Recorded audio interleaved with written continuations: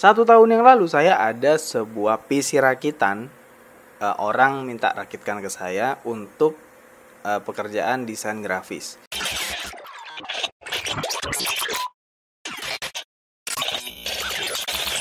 Nah, beberapa minggu yang lalu saya ada ngelakuin perawatan untuk si PC itu.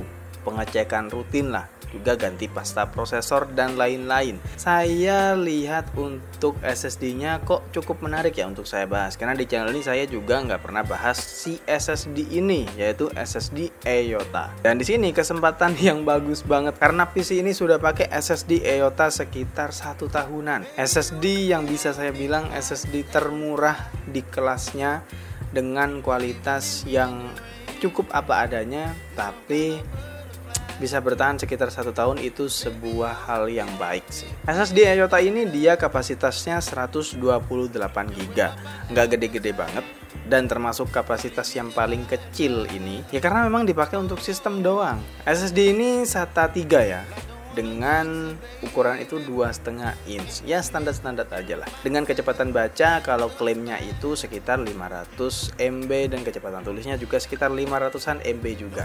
Gimana standarnya SATA 3 ya gitulah caranya klaimnya. Kalau dari segi harga, kalau dibandingkan 1 tahun lalu pastinya beda banget ya. Kalau sekarang saya cek harganya itu sudah cukup murah, 100 ribuan dapat, murah banget. Tapi gimana keadaan dari si SSD ini setelah 1 tahun pemakaian? Nah, SSD ini setelah 1 tahun pemakaian itu kalau keadaan dari fisiknya ya baik-baik aja, karena memang SSD-nya kan ditaruh aja, nggak ada kebakaran, nggak ada apa, dan berfungsi masih normal banget. Untuk bodinya juga saya suka merek EYOTA ini. Jadi nilai plus lah kalau ada SSD dengan build quality yang bagus dari bodinya. Dan si EYOTA ini melakukan hal itu. Bodinya bagus, desainnya juga bagus, tampilannya dengan ada sedikit garis chrome yang itu menambah kesan elegan, kesan mahal gitu, walaupun harganya murah. Dari performa gimana? Untuk sekarang, waktu saya tes ini, performa dari SSD EYOTA ini dia sekitar 400 MB untuk kecepatan baca dan 400 MB juga untuk kecepatan tulis. Apakah itu buruk? Saya jawab enggak, itu bagus. Karena pemakaiannya sudah sekitar 1 tahunan dengan durasi pakai yang cukup lama itu, dia bertahan pun itu sudah cukup bagus ya. Garansi ada garansi, tapi seenggaknya kalau SSD seperti ini jangan ngarep garansi lah. Kalian udah beli murah masih ngarepin garansi, saya pikir garansi cuman formalitas aja lah. Rusak ya udah buang aja, beli lagi. Dan kalau kita lihat lagi di sini untuk SSD EYOTA ini, dia itu untuk disk controllernya dia pakai yang standar aja. Dia nggak pakai disk controller yang ternama banget, nggak.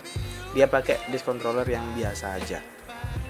Bertahan 1 tahun, itu hebat sih, dia bisa bertahan ya. Soalnya SSD yang murah kayak Midas, RX7, Phenom RX, saya sebut aja semuanya tuh, banyak banget kejadian aneh-aneh. Dari pengalaman saya saat saya ngetes itu semuanya enak, nggak ada kendala apa-apa, nggak ada trouble Windows juga, nggak ada error apa-apa. Enak, itu cuma perawatan pengecekan aja, ganti pasta, pembersihan, dan sudah lanjut dipakai lagi. Nggak ada masalah yang serius, nggak ada. Jadi kalau kalian tanya recommended atau enggak, bisa saya bilang itu recommended sih, karena memang SSD murah dengan bentuk yang meyakinkan, nggak yang stiker miring-miring kayak SSD KW-KW, nggak. EYOTA ini cukup meyakinkan, cukup niat lah gitu, dan bentuknya juga nggak plagiasi bentuk-bentuk yang lain. Mungkin sama 2,5 inch tapi dia punya ciri khas sendiri. Garis chrome itu kayaknya kalau SSD yang nggak niat nggak kira bikin yang seperti itu deh. Jadi cukup recommended aja untuk SSD merek EYOTA. Ceritakan pengalaman kalian menggunakan SSD EYOTA ini kalau kalian pakai. Silakan tulis di kolom komentar, kita cerita bareng, kita sharing bareng. Sampai jumpa di video selanjutnya dan jangan lupa subscribe.